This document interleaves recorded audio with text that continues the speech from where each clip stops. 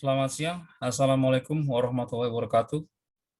Waalaikumsalam Waalaikumsalam warahmatullahi warahmatullahi wabarakatuh. wabarakatuh. Siang. Waalaikumsalam warahmatullahi wabarakatuh. Yang sir. Siang, Kak. Ya, Siang, Sir. mata kuliah discourse analysis ya. Yes, sir. Yes, sir. Ya, Yes, oke. sir. Kemarin saya sudah minta Anda baca untuk bab 1 ya. Bab 1 2 lembar saja. 2 lembar saja. Discourse analysis ya. Kemarin sudah saya singgung kalau kita bicara discourse, artinya kita bicara wacana, kita artinya membicarakan sesuatu yang belum pasti akhirnya. Kenapa belum pasti akhirnya? Karena masih butuh interpretasi atau penafsiran langkah apa yang akan Anda ambil, gitu ya. Makanya saat kita berdiskursi, maka kita diposisikan atau sudah pasti yang berdiskursi itu adalah orang dewasa. Karena anak kecil itu tidak bisa berdiskursi, tidak bisa berwacana, ya, gitu ya. Kalau singkatnya, anak kecil itu nggak bisa berbahasa basi, gitu ya. Orang awam itu akan menganggap sesuatu yang misalnya kalau minta sesuatu kan kita nggak langsung minta ya, tapi ke kiri dulu, ke kanan dulu gitu kan, ngalor sono, ngalor ngidul gitu ya, nggak langsung minta susu dibilang susu, tidak, tapi mintanya lain. Misalnya saya minta kopi, kemarin bilangnya ada, ini rokok pahit amat sih gitu kan. Lalu istri saya bilang, kamu mau kopi yang ya? Boleh deh. Gitu. Saya nggak langsung minta, yang minta kopi dong, nggak kayak gitu ya. Itu bukan bahasa basi gitu, itu bukan bahasa basi, itu ya memang untuk orang awam itu katanya bahasa basi, tapi pada dasarnya ya secara akademis, terutama di kajian discourse analysis ini, itu adalah suatu strategi dalam berkomunikasi gitu ya. Kemarin saya sudah juga singgung kalau orang dewasa jujur maka peranglah dunia gitu ya, jujur peranglah dunia. Kalau kita ngomong apa adanya maka peranglah dunia, seperti itu ya. Jadi kita memang kita berbohong karena berdesain, bukan karena kita mau ya berdesain. Ingat ya, bukan bohong yang artinya itu melanggar hukum, bukan ya. Bohong yang kemarin saya bilang adalah white lies atau berbohong demi kebaikan, gitu ya. Kebohongan putih, berbohong demi kebaikan. Ya,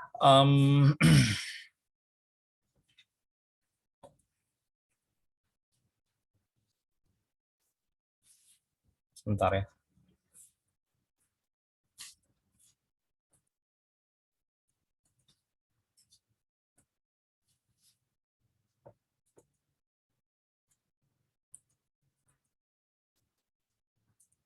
Oke,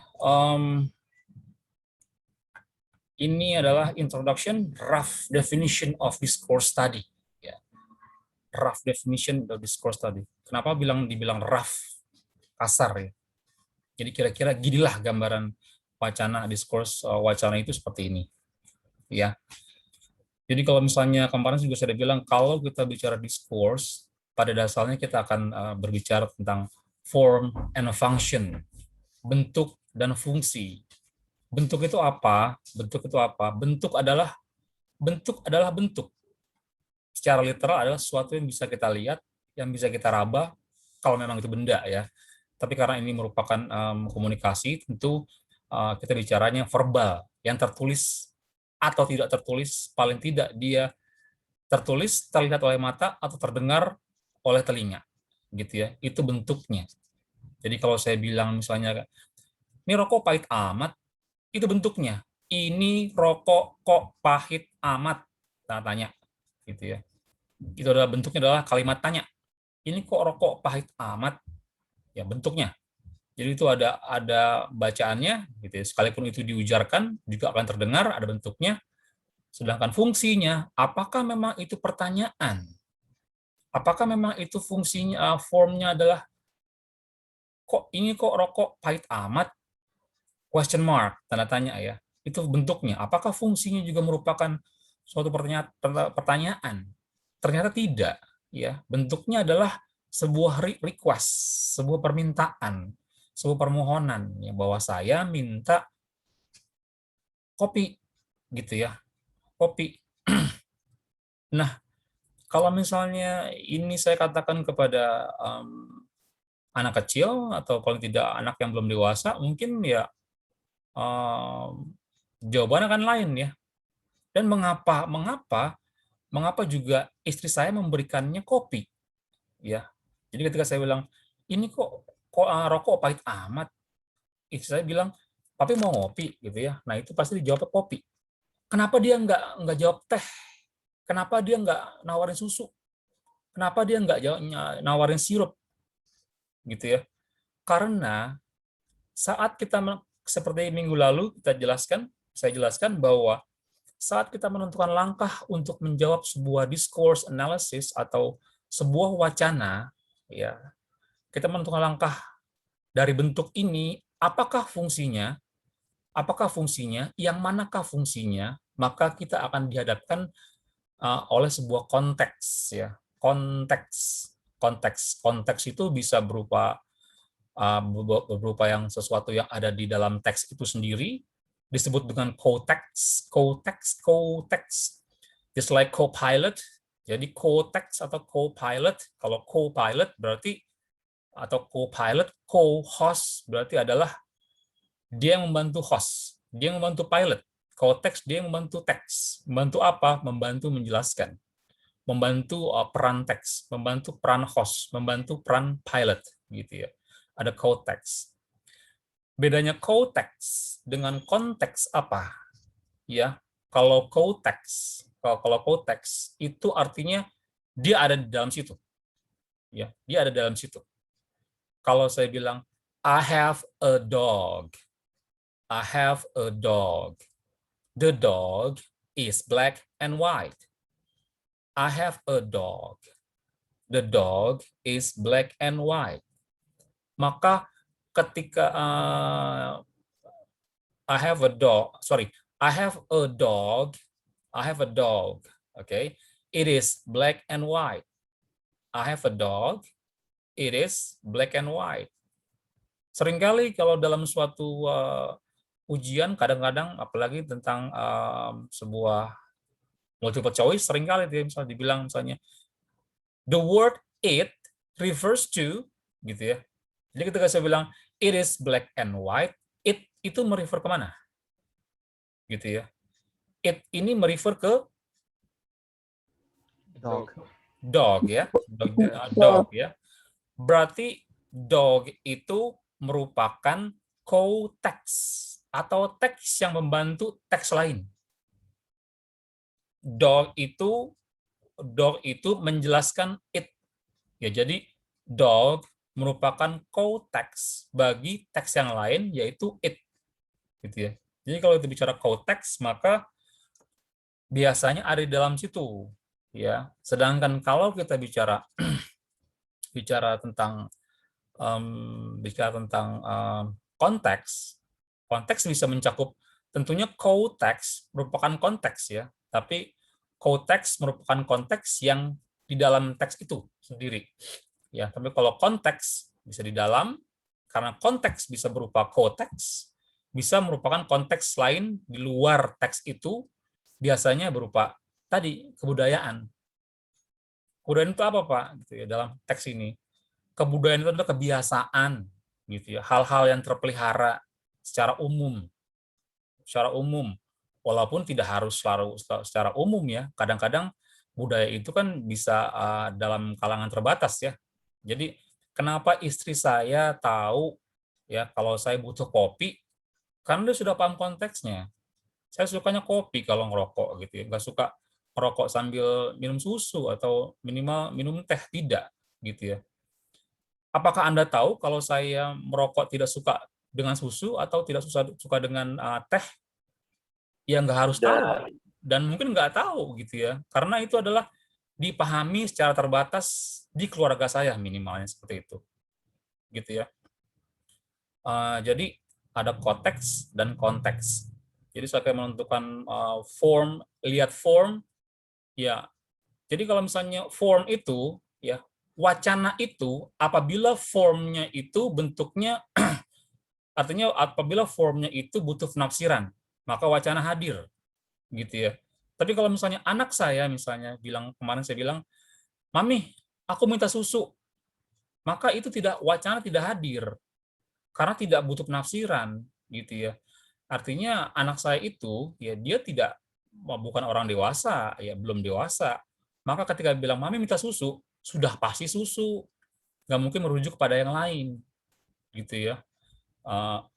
Yang lain ya. Misalnya jadi Raka nih, misalnya Raka lihat saya pakai jaket baru ya, jaket baru. Nah, lalu Raka bilang, wah jaketnya bagus banget Pak, gitu ya. Jaket bagus banget Pak. Gitu ya. Nah ini, wah jaketnya bagus banget Pak. Berdasarkan formnya, maka formnya itu adalah suatu pernyataan yang merepresentasikan pujian, bukan? Iya, Pak. Ya, Yes. itu pujian ya. Iya. Wah, jaket bagus banget, Pak. Gitu ya. Tapi apa yang harus saya lakukan untuk mereply ujaran Raka? Belum tentu saya menganggap itu sebagai pujian, gitu ya. Mungkin ini bicara mungkin gitu ya. Saya tahu Raka gimana gitu kan. Wah, biasanya sih ini anak kalau udah bilang barang bagus, besok datang ke rumah minjem nih. Kan gitu. Minjem nih gitu ya. Mau minjem nih. Maka daripada tadi minjem saya bilang ketika Raka bilang, "Wah, Pak, jaketnya bagus, Pak." "Oh, enggak, ini punya adik saya. Tadi jaket saya basah, hujanan." Gitu ya. Ya, bilang gitu karena takut Raka tuh minjem. Jadi antara seorang Tommy Andrian dan Raka itu dia mempunyai konteks secara terbatas, ada share of knowledge, ya, share of knowledge yang berbagi antara Tommy dan Raka. Orang lain tidak tahu, gitu ya.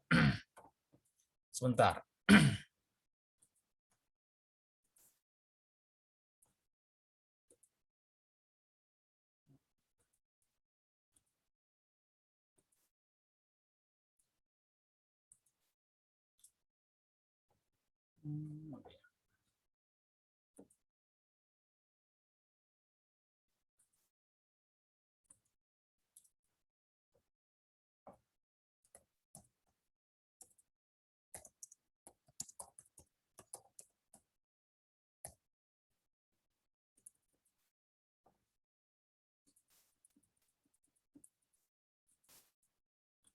Ada yang bilang dengan share of knowledge atau shared knowledge, sama saja, ya. Artinya pengetahuan yang dipahami secara terbatas pada suatu kelompok, ya. Share of knowledge, ya, share of knowledge ini adalah tadi ini saya bilang pengetahuan yang dipahami secara terbatas pada suatu kelompok. Kalau misalnya bicara kelompok tuh minimal 2, ya. Kalau 2 itu sudah berkelompok minimal, ya. Artinya misalnya kita bicara kelompok ya, misalnya kelompok, jangan bicara kelompok itu bisa merupakan beda negara, gitu ya, beda negara, beda provinsi, beda negara bagian, beda kecamatan, gitu ya. Itu secara fisik. Ada juga yang beda secara tingkat peradabannya, gitu ya. Beda secara tingkat pendidikannya, gitu ya. Pendidikannya, gitu ya. Nah, misalnya gitu ya. Ada misalnya kata wacana, gitu ya. Kata wacana.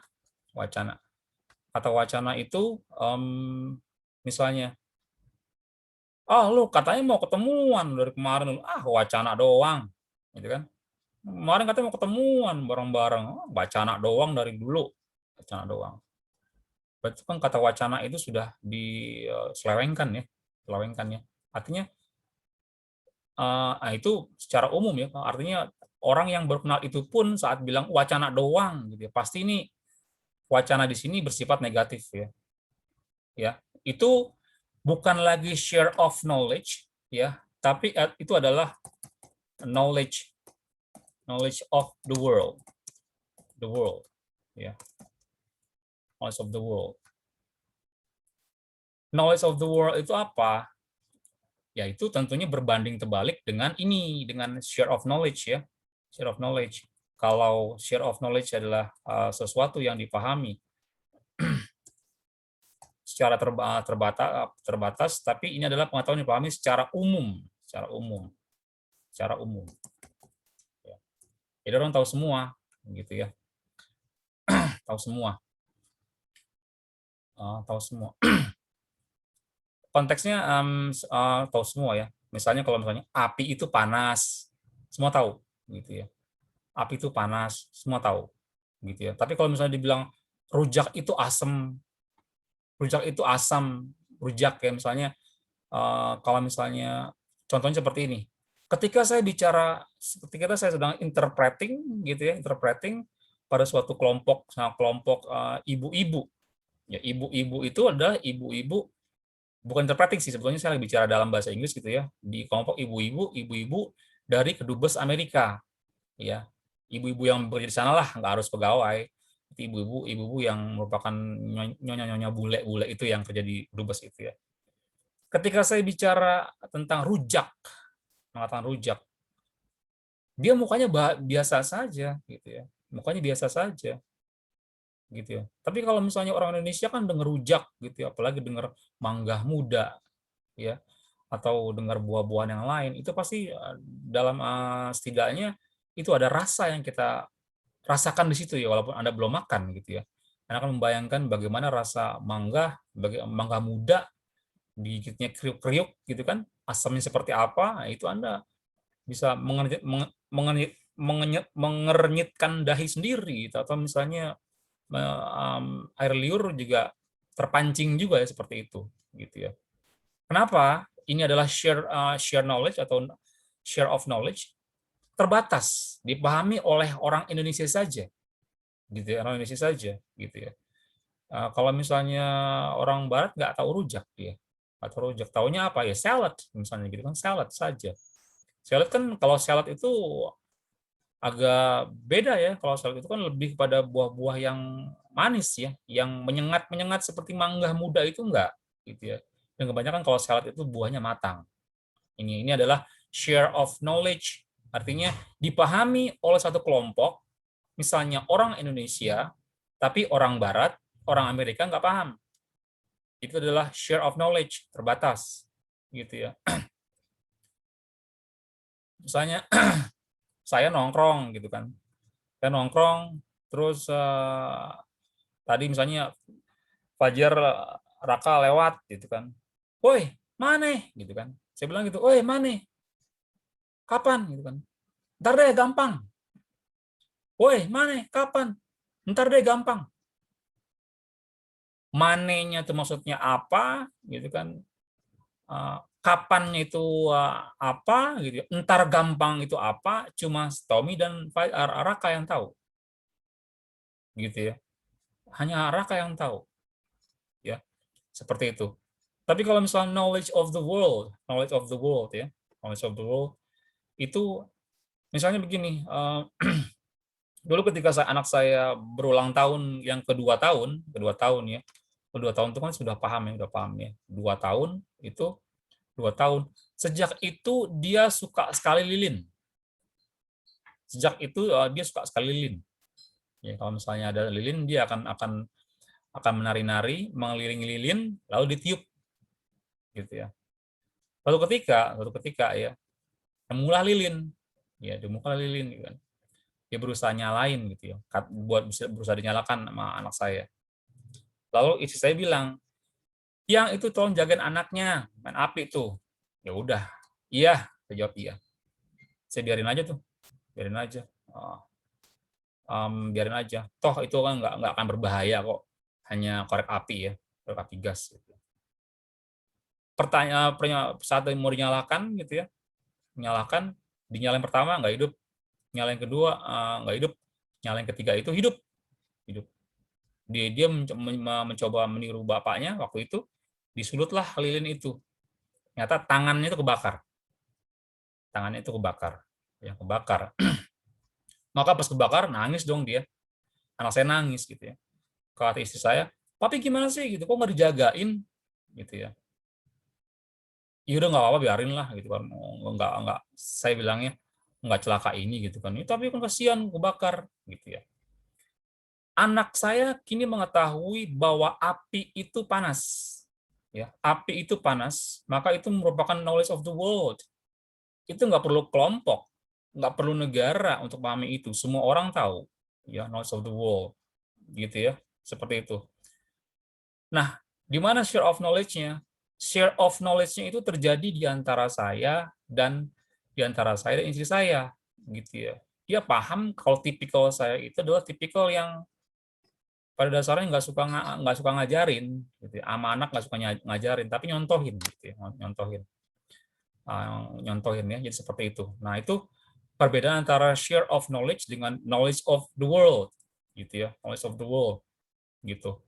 Kalau misalnya katakanlah ya di Indonesia, kamu nanti kalau misalnya ngajar bule itu seringkali nanti ketika makan bersama atau makan bareng bersama atau dalam suatu event Anda akan suka ketemu gitu ya. Misalnya katakanlah dia memberikan sesuatu dengan tangan kiri gitu ya. Masih tuh bisa memberikan pulpen atau apa yang Anda minta dengan tangan kiri gitu ya. Nah, itu Anda harus jelaskan bahwa di dalam budaya kita, budaya Indonesia, menyerahkan sesuatu, seorang manusia dewasa menyerahkan sesuatu kepada orang lain dengan tangan kiri dianggap tidak sopan, gitu ya. Karena karena seperti itu ya, dalam agama pun ada seperti itu, terutama agama Islam, gitu ya. Kalau boleh cuek aja, kiri dan kanan itu nggak ada masalah, ya, nggak ada masalah. Jadi itu adalah share of knowledge, ya. Jadi itu jelas beda tuh kelompoknya orang Indonesia secara umum dengan kelompoknya orang Barat itu ya berbeda. Orang Barat menyatakan bahwa artinya memberikan pada tangan kiri ya sama saja, tangan kanan tangan kiri nggak ada bedanya. Tapi dalam konteks Indonesia itu tangan kanan dan tangan kiri itu menjadi sesuatu yang berbeda, ya seperti itu. Kalau misalnya dari dulu ya, saya nggak tahu zaman Anda gitu ya, tapi ketika zaman saya, ketika saya mencoba untuk menulis dengan tangan kiri, udah pasti diketok tangannya pakai penggaris sama ibu guru gitu ya. Atau misalnya memberikan sesuatu pakai tangan kiri itu pasti diomelin gitu ya. Nah, seperti itu. Walaupun kalau pendapatnya orang Barat mengatakan bahwa gitu ya, kalau kita menggunakan secara akademis medis ya, menurut orang Barat ya, kalau kita menggunakan tangan kanan, maka sebetulnya yang bergerak adalah otak kiri. Saat kita menggunakan tangan kanan, maka yang digunakan adalah otak kiri untuk menggerakkan tangan kanan. Dan sebaliknya, saat kita menggunakan tangan kiri, maka otak kananlah yang bergerak. Seperti itu. Jadi orang Barat itu tidak membedakan peran tangan kanan dan peran tangan kiri, gitu ya. Peran tangan kanan dan kiri tidak seperti kita ya, benar-benar dibatasi kanan untuk kanan, kiri untuk kiri. Kiri untuk yang repot-repot, kiri untuk yang kotor-kotor seperti itu ya. Seperti itu orang Barat. Karena tadi orang Barat bilang kalau ada anak yang mulai menulis dengan tangan kiri, gitu ya, lalu dipukul, dilarang, itu artinya menurut risetnya kita membatasi pergerakan otak kanan si anak itu, gitu ya. Ya, sementara kalau dalam agama itu kitab kuning di Islam itu jelas kita harus menggunakan tangan kanan, gitu ya. Ya, saya tidak mau membahas lebih jauh tentang agama, tapi itu gambar antara share of knowledge dengan knowledge of the world, gitu ya. Kenapa hubungannya saya harus membicarakan share of knowledge dan knowledge of the world? Ini adalah konsep dari konteks budaya yang harus kita pertimbangkan saat menentukan suatu wacana. Jalan apa yang kita tempuh, jawaban apa yang kita berikan, ini bergantung konteks seperti ini, konteks budaya. Ya, budaya itu apa? Kebiasaan yang dipelihara oleh suatu kelompok ya, atau orang banyak, gitu orang banyak, seperti itu. Ya, jadi makanya saya seringkali berkata kepada kalian gitu ya, apabila kita berbahasa Inggris maka kepalanya pun Inggris. Jangan kepalanya berbahasa Inggris, mulutnya bahasa Inggris, tapi kepalanya masih atau mindset-nya masih menggunakan bahasa Indonesia, gitu ya. Jadi ketika misalnya di kelas interpreting gitu misalnya interpreting, lalu saya bilang ada yang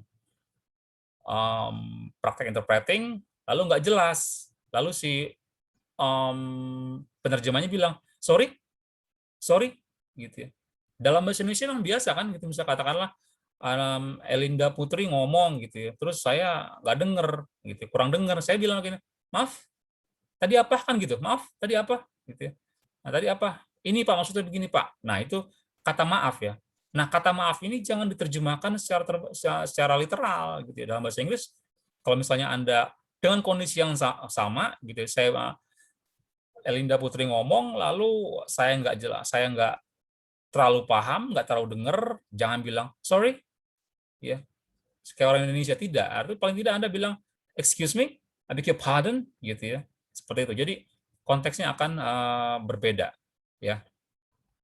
Misalnya, ya konteks lain, misalnya, jangankan itu yang memang sudah berbeda negara, berbeda bahasa. Kadang yang berbeda bahasa, ya. Untuk konteks yang artinya eh, sama budayanya gitu ya, seperti misalnya Mesir ya.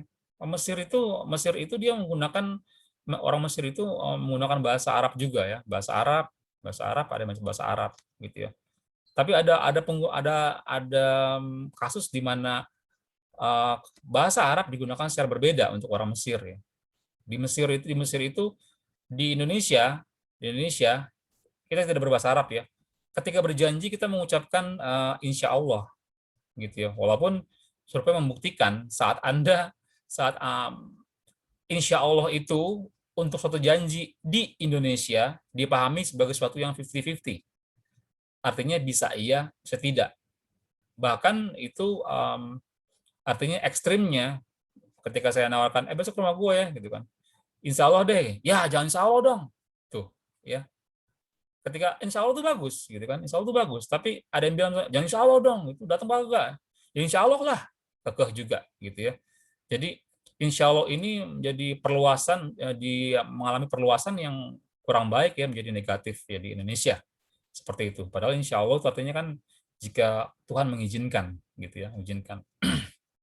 Orang Arab juga bilang gitu, insya Allah, insya Allah, insya Allah, seperti itu. Tapi di Mesir tuh nggak menggunakan insya Allah gitu.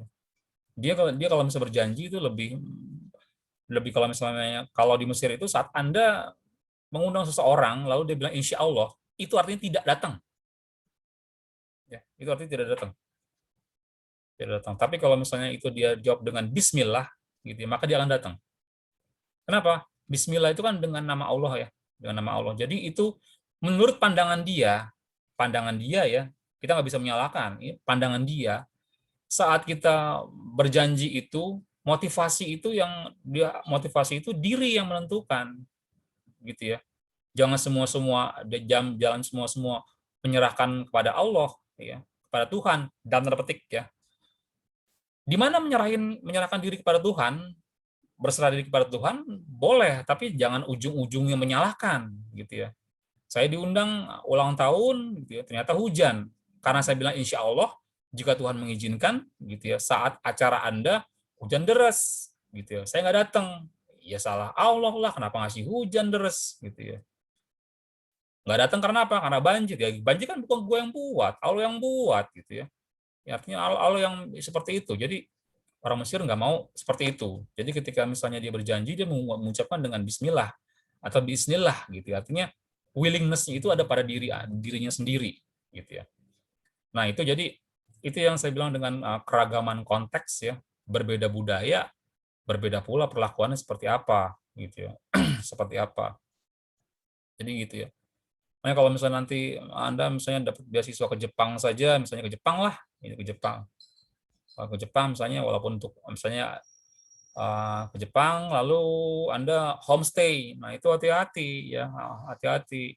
Konteksnya akan berbeda gitu ya. Di Indonesia dalam keluarga itu ya, dalam keluarga umumnya kamar mandi yang bersih, kamar mandi yang bersih, kamar mandi yang layak adalah kamar mandi yang banyak airnya. Betul nggak?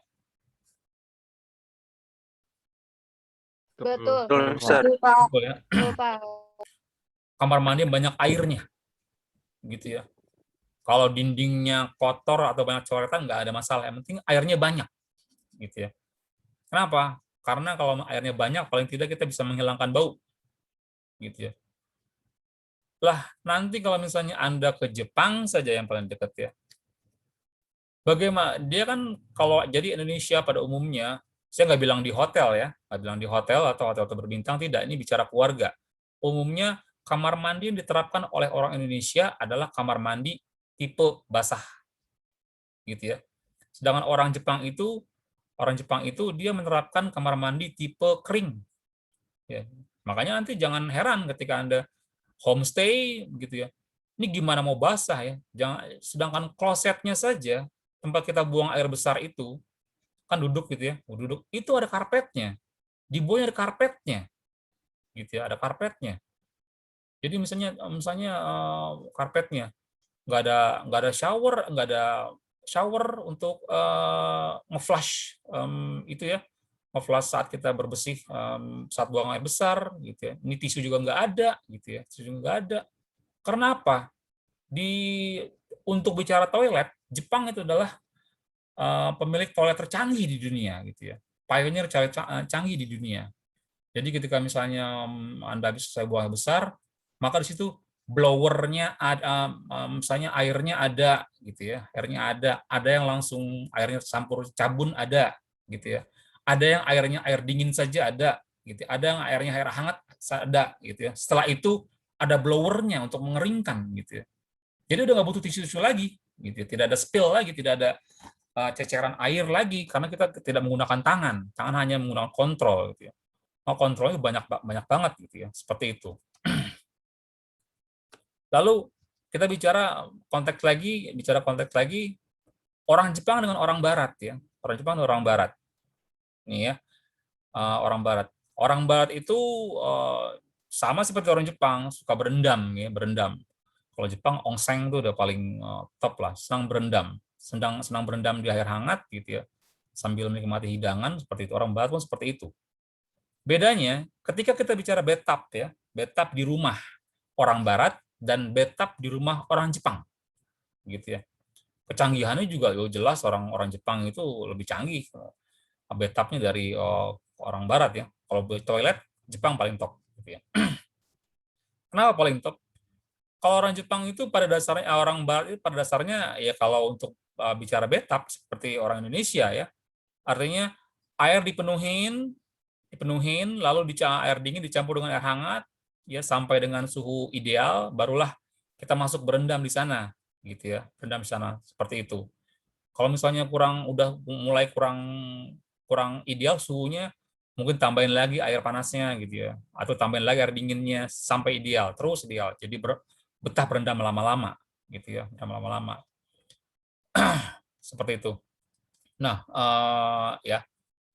Lalu setelah acara bersih-bersih, acara berendam, maka ya sudah langsung buka keran pembuangannya atau pembuangannya, maka air di dalam bathtub itu langsung mengalir keluar. Habis. Gitu ya. Tapi pernahkah Anda membayangkan satu bathtub itu digunakan untuk seluruh keluarga mandi? Atau bahkan tamunya mandi? Kebayang nggak? Kebayang. Air yang sama Kebayang, Pak. dalam suatu bathtub ya, gitu ya, seperti itu ya. Mungkin dalam pikiran Anda, termasuk saya pikir, lah, ini Kotor ya, gimana? Pak? Iya, itu kan kotor habis mandi kan sabunnya beda, ya kan? Iya. Sabunnya beda, seperti itu. Ternyata kalau orang Jepang itu sebelum masuk ke bathtub, gitu ya, dia akan berbersih dulu, sabunan dulu, showeran dulu, sudah bersih, baru masuk ke dalam bathtubnya, gitu ya. Jadi dia berbagi dengan anggota lain, itu air nggak dibuang. Terus saya berpikir, tetap aja kotor gitu kan. Tubuh kita kan setiap saat mengeluarkan ekskremen gitu. Ekskremen itu seperti residu ya, entah dari keringat gitu atau apa gitu ya. Atau misalnya kulit mati kan keluar gitu ya, rontok gitu ya. Jadi meskipun sudah sabunan ya, lalu kita mandi ke air berendam di bathtub gitu, kalau Indonesia tetap dibuang. Jepang tidak. Jepang dia punya filtrasi yang membuat air itu tetap netral. Ya, jadi kita mandi terus air diputar oleh keran, nggak berasa ya, keran putar terus gitu kan, netral lagi. Seperti ada water purifier gitu ya, ada pada penyaringannya seperti itu. Nah ini ibaratnya ini kan beda sekali ya, beda sekali seperti itu. Ya. Kalau orang Indonesia juga misalnya katakanlah dia kalau saat-saat cuci mobil misalnya di sore hari, di hari libur tuh menjadi saat-saat menyenangkan gitu ya. Misalnya bagi saya gitu tuh, bagi saya menyenangkan cuci mobil tuh ketika waktu luang gitu bisa sambil ngobrol sama tetangga gitu ya. Ya. Tapi emang betulnya kan air yang digunakan saat cuci mobil banyak ya. Ada banyak ya. Nah itu kalau orang Indonesia seperti itu, makanya orang jamaah haji Indonesia di Arab itu dianggap sebagai orang yang boros air, gitu. Jadi mindsetnya masih mindset Indonesia, air gampang seperti itu ya. Kalau di di Arab Saudi sana kan tidak ada sumur bor, tidak ada gitu ya. Mereka hanya artinya sumur bor itu tertentu di daerah tertentu, nggak semua ada bisa sumur bor ya. Semua itu dia menggunakan air laut yang difiltrasi, jadi air beli ya, seperti itu. Jadi ada tangki-tangki airnya itu di bawah tanah, ya bukan lagi toren lagi, kalau toren nggak cukup di bawah tanah, seperti itu. Oke, ini bicara konteks ya. Bentar.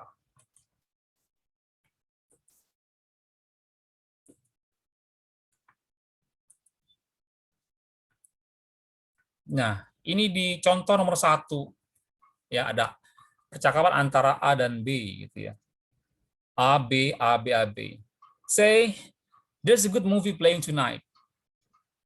Ya, say, there's a good movie playing tonight. Ucapan A itu, say, there's a good movie playing tonight. Ada film bagus nanti malam loh. Gitu kan? Ada film bagus nanti malam loh. Kira-kira terjemahannya gitu. Ada film bagus nanti malam loh. Gitu kan. Pada dasarnya, ucapan A pada kalimat pertama itu merupakan suatu pernyataan. Ya, pernyataan. Kalimat A itu merupakan suatu pernyataan. Bentuknya adalah suatu pernyataan. Lalu B menjawab, actually, I have to study. Loh, kok yang atas A ngomong film bagus, yang B bilang, gimana ya, sebenarnya aku harus belajar.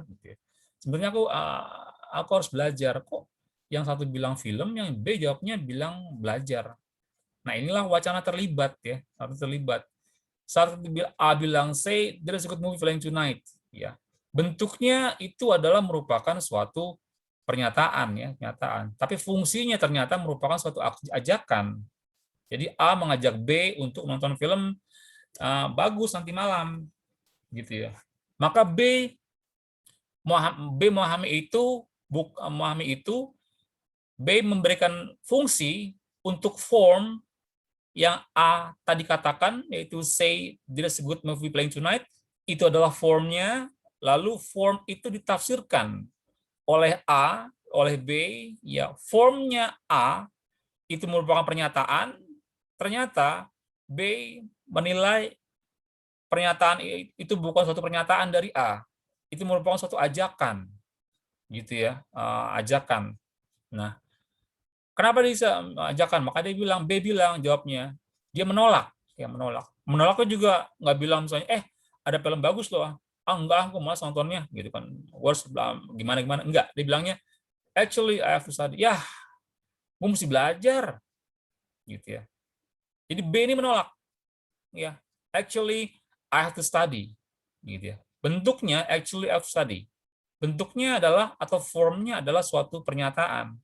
Ternyata fungsinya adalah suatu penolakan ya, rejection ya. Jadi itu menolak, refusal, menolak ya.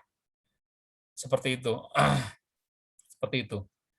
Nah, bagaimana B bisa menolak gitu ya, menolak. Di mana konteksnya, Pak?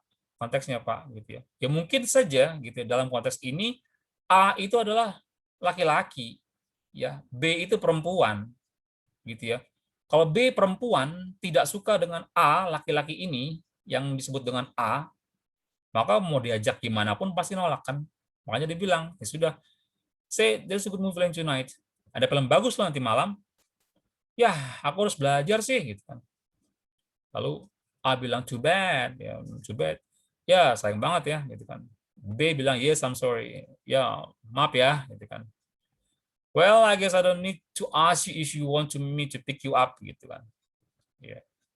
Kata A, ya udah ntar kalau berubah pikiran bilang aja ya, ntar gue jemput, gitu ya. Ini jadi inilah berdiskurs ya, berwacana ya.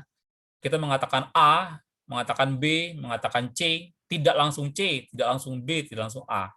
Kita mengatakan A, lewatnya C dulu, lewat D dulu, lewat F dulu. Itu orang dewasa, tidaklah serta-merta langsung. Ya, ya A bisa aja kan dilangsungkan ya. Nonton film yuk, nonton yuk gitu ya, pasti kan nonton bioskop ya, nonton yuk gitu kan. Film bagus loh, sudah jelas ya. Tapi di situ dia tidak berwacana kalau dia bilang ada film bagus ntar malam, nonton yuk. Terus jelas itu adalah formnya adalah merupakan suatu ajakan gitu ya, fungsinya juga ajakan, maka tidak berdiskurs gitu ya. Tapi yang A ini say there's a good movie playing tonight, bentuknya adalah suatu pernyataan dan fungsinya atau meaningnya atau maksudnya atau semantiknya gitu ya, itu merupakan suatu ajakan gitu ya. Jadi inilah bentuk dari form and function, hubungan antara form and function. Oke. Sebentar, kemana itu?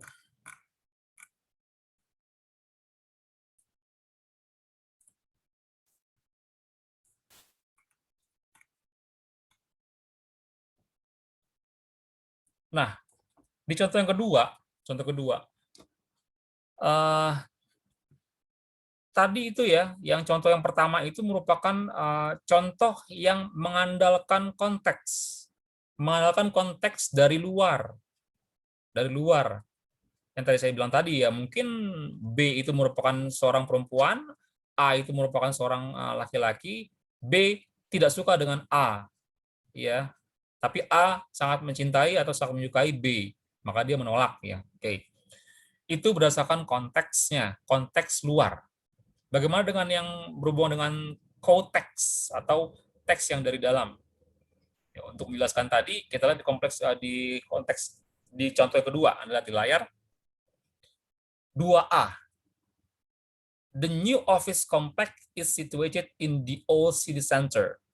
The architectural firm of Wilkinson and Sons designed it. Ya. Yang B, the new office complex is situated in the old city center. Sama dengan yang atas, it was designed by the architectural firm of Wilkinson and Sons. Ya. Nah,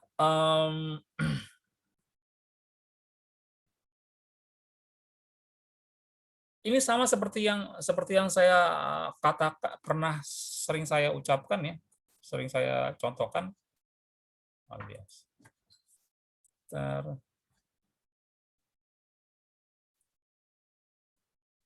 Di sini di architectural ya, subjeknya kalau misalnya di nomor 2A, the architectural firm of Wilkinson and Son designed it, itu merupakan kalimat aktif ya, sedangkan it was designed by the architectural firm of Wilkinson and Sons itu merupakan kalimat pasif ya, pasif. Saya katakan ya, kalau tidak diucapkan, kalau itu merupakan kalimat tertulis, kalimat ya, berarti kita bicara minimal ada subjek dan verb-nya. Maka yang berperan penuh adalah kata yang paling depan. Ya. Jadi kalau saya di sini dikatakan the architectural firm of Wilkinson and Sons, itu merupakan subjeknya, lalu verbanya designed. Lalu objeknya adalah it. Subjek, verb, objek. Ini adalah kalimat tertulis, maka sudah otomatis penekanannya atau yang paling dipentingkan adalah subjeknya, karena dia ada di paling depan, yaitu the architectural firm of Wilkinson and Sons, yaitu yang paling ditekankan. Jadi kalau diubah menjadi it was designed by the architectural firm of Wilkinson and Sons, itu akan berbeda lagi ya. Jadi it was designed by, maka it ini refer kepada office complex ya. Maka yang dipentingkan adalah ya office kompleksnya, bukan lagi the architectural firm of Wilkinson and Sons gitu ya. Seperti itu. Jadi itu pasti jelas saat kita mengubah posisi subjek dan verbnya gitu ya. Kalau dalam kalimat tertulis itu berpengaruh. Dalam kalimat tertulis pasti yang dipentingkan adalah kata atau bagian yang paling depan, bukan tengah, bukan belakang, gitu ya. Jadi kalau misalnya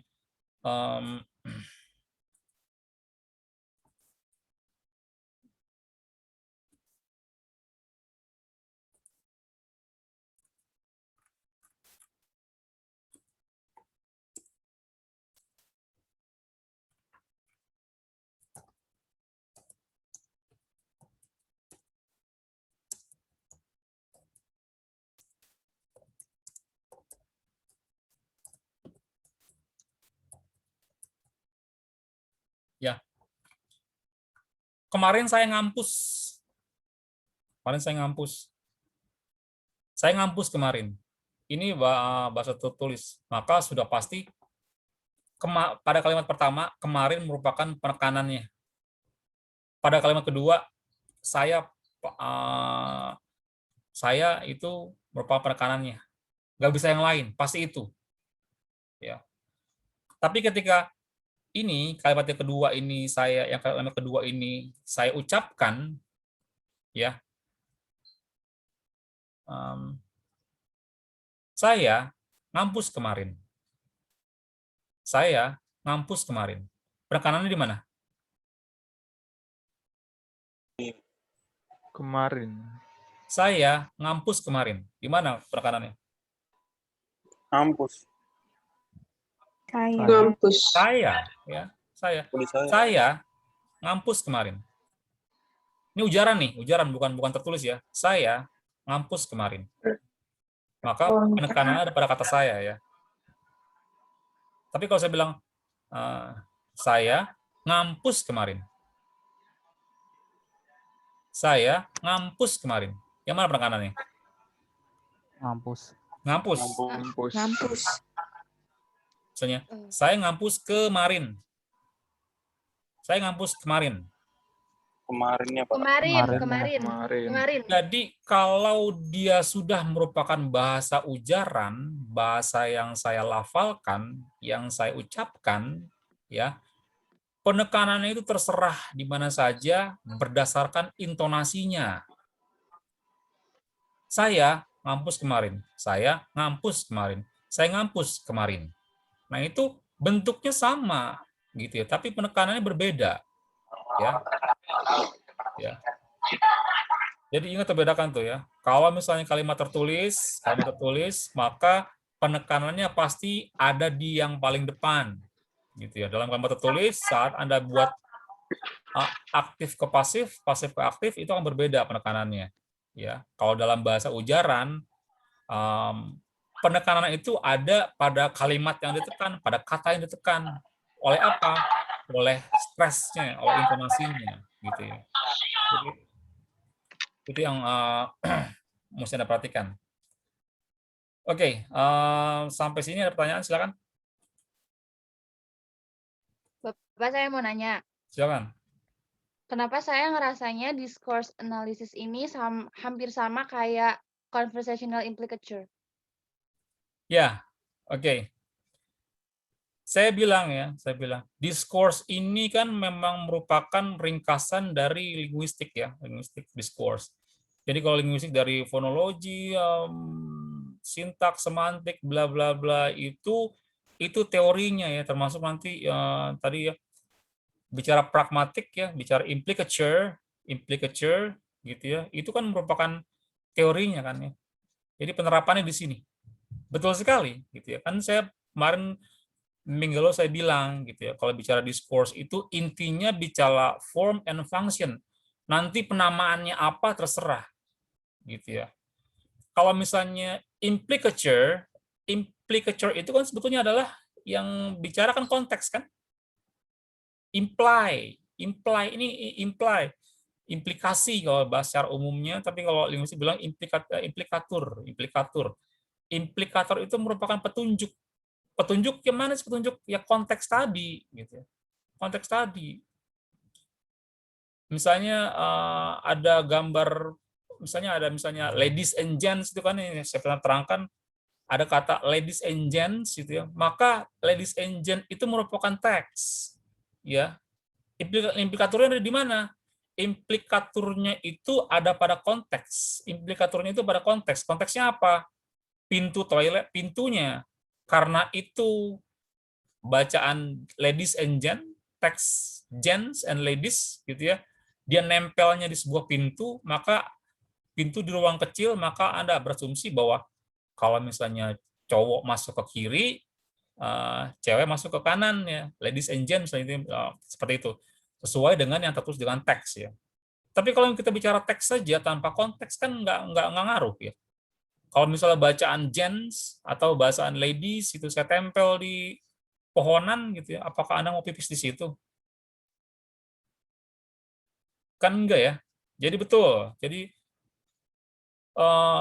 form and function atau discourse seperti implikator betul. Intinya kita mencari petunjuknya gitu ya. Kita memutuskan implikatornya apa, konteksnya apa, hingga kita bisa menemukan fungsinya, memahami apa sih yang diinginkan oleh si pembicara, apa sih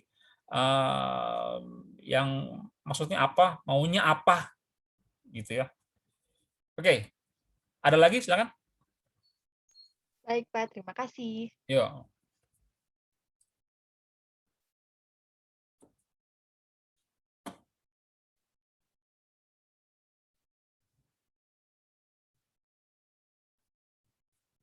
Oke ya. Ya, saya rasa cukup sampai sini saja. Oke, sampai Anda nanti cek portal lagi, jangan lupa komen. Saya sudah berikan arahan di situ apa yang harus dilakukan untuk minggu depannya. Intinya minggu depan itu Anda membaca bab 2 ya. Bab 2 hanya di organon model ya. Model organon saja, tidak yang semuanya Anda baca, tidak ya. Tidak baca semuanya, hanya organon model saja untuk minggu depan. Gitu ya. Nah, untuk kelas saya gini saja ya. Kalau misalnya di situ ada jadwal Zoom-nya, maka dia Zoom ya. Tapi kalau misalnya hilang, tidak ada jadwal Zoom-nya, maka sudah pasti saya tidak online. Paham ya? Jadi tinggal buka portal saja. Jadi kalau misalnya ada jadwal Zoom-nya, itu berarti memang ada Zoom-nya. Jadi kalau misalnya tidak ada jadwal Zoom-nya, berarti tidak Zoom gitu ya. Nah, kebiasaan saya kalau untuk hari libur tetap masuk ya. Kebanyakan tetap masuk ya. Kalau hari libur itu saya tidak mengadakan Zoom gitu ya, karena saya tidak mau mengganggu hari libur ya. Bukan liburan Anda saja, liburan saya juga gitu ya. Kalau misalnya hari libur, meskipun kelas kita tetap masuk, saya dipastikan tidak Zoom. Paham ya? Oke, saya rasa itu saja yang disampaikan saya hari ini. Oke, terima kasih telah bergabung di kelas Zoom kita pada hari ini. Assalamualaikum warahmatullahi wabarakatuh. Waalaikumsalam warahmatullahi wabarakatuh. Terima kasih, Pak. Waalaikumsalam warahmatullahi wabarakatuh. Terima kasih, Pak. Terima kasih, Pak. Sama-sama.